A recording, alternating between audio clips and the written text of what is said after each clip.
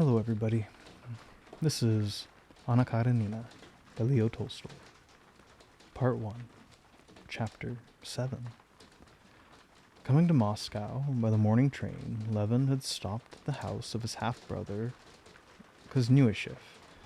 After making his toilet, he went to the library with the intention of making a clean breast of it and asking his advice. But his brother was engaged. He was talking with a famous professor of philosophy who had come up from Kharkov expressly to settle a vexed question that had arisen between them on some scientific subject.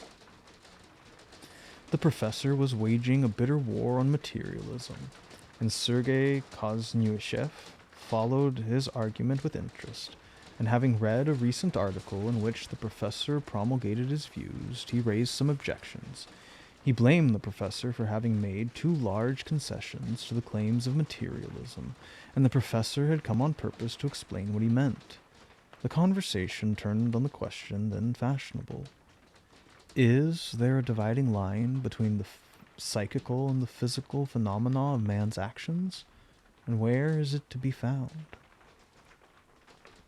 Sergei Ivanovitch welcomed his brother with the same coldly benevolent smile which he bestowed on all, and after introducing him to the professor, continued the discussion.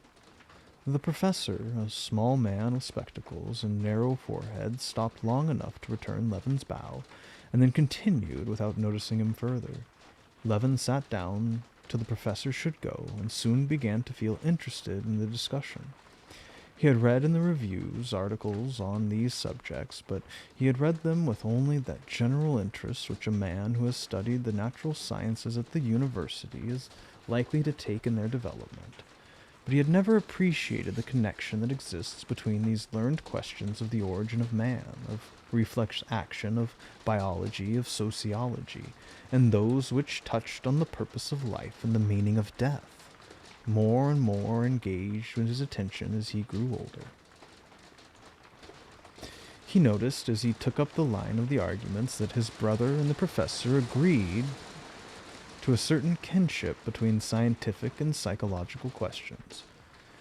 At times he felt sure that they were going to take up the subject, but each time that they trended in that direction they seemed possessed with a desire to avoid it as much as possible, and take refuge in the domain of subtle distinctions, explanations, quotations, references to authorities, and he could scarcely understand what they were talking about. "I cannot accept the theory of case," said Sergei Ivanovitch in his elegant and correct manner of speech, "and I cannot admit that my whole conception of the exterior world is derived entirely from my sensations. The principle of all knowledge, the sentiment of being, of existence, does not arise from the senses. There is no special organ by which this conception is produced." "Yes, but Wurst and Naust and Priprasov will reply, and you have gained the knowledge that you exist absolutely and entirely from an accumulation of sensations. In a word, that it is only the result of sensations. Wurst himself says explicitly, and where sensation does not exist, there is no consciousness of existence."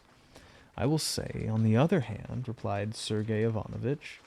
But here Levin noticed that once more, just as they were about to touch the root of the whole matter, they started off in a different direction, and he determined to put the following question to the professor. "In this case, suppose my sensations ceased, if my body were dead, would further existence be possible?" The professor, angry at this interruption, looking at the strange questioner as though he took him for a clown rather than a philosopher, turned his eyes to Sergei Ivanovitch, and as if to ask, "What does this mean?" But Sergei, who was not quite so narrow-minded as the professor and was able to see the simple and rational point of the question, answered with a smile, "We have not yet gained the right answer to that question." "Our capacities are not sufficient," continued the professor, taking up the thread of his argument. "No, I insist upon this, as Priprasov says plainly that sensations are based upon impressions, and that we cannot too closely distinguish between the two notions." Levin did not listen any longer, and waited until the professor took his departure.